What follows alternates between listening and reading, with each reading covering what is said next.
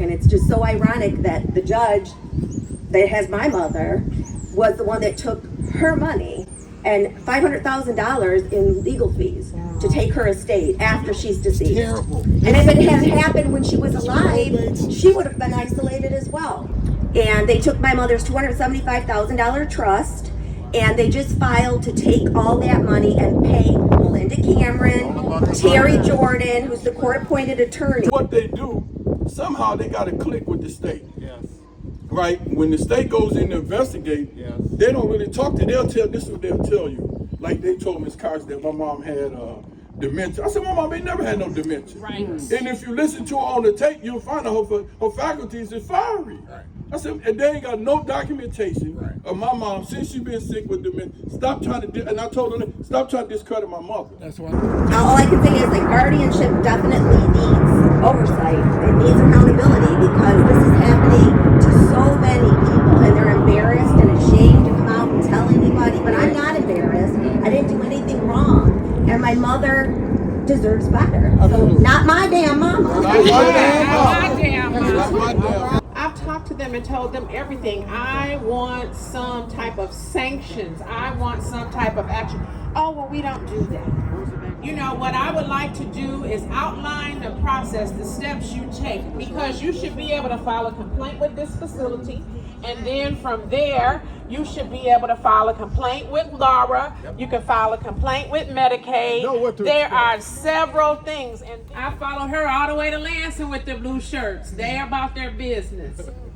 Save our seniors! Save our seniors! That's right. That's why we're here. Absolutely. For our loved ones. I mean, you know, if this was an election year, we could talk to our elected officials right here on this damn grass. But they ain't here. You know, so that's one thing that I've learned from Trichet and Survivor Speaks, the accountability. They would be here cheesing, hemming, and hawing, taking all kind of selfies today. But they already in office now. So they don't have to come out here and do nothing. And then we forget about it when it's time for them to be reelected, because we have some career politicians. This shit ain't new. They done heard about this multiple times. And let me tell you something. When I was working with the blue shirts, when I was driving my car to Lansing, when I had them on my platform, I never thought it would be my damn mama next. I was doing it out of the kindness of my heart, and I only had empathy, but now I have experience. I have experience. They want control over the Social Security check, pension, and everything else, and they take over, and they leave you penniless with everything that you worked for your entire life.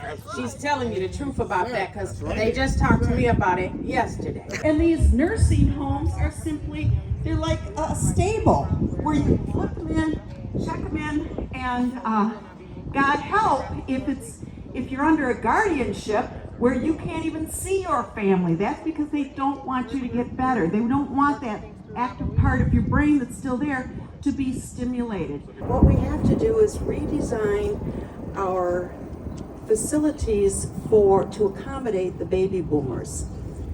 We're not the old school old people. We are the rock and rollers that still have our marbles together and want to do things. Don't try to bamboozle me and hoodwink me to think that y'all are not you're abusing these seniors. Right. And it's all in the name of profit. We need guardianship reform, we need nursing home reform, and we need to elevate our seniors to make them have their best time on earth as their oldest time on earth. Yes.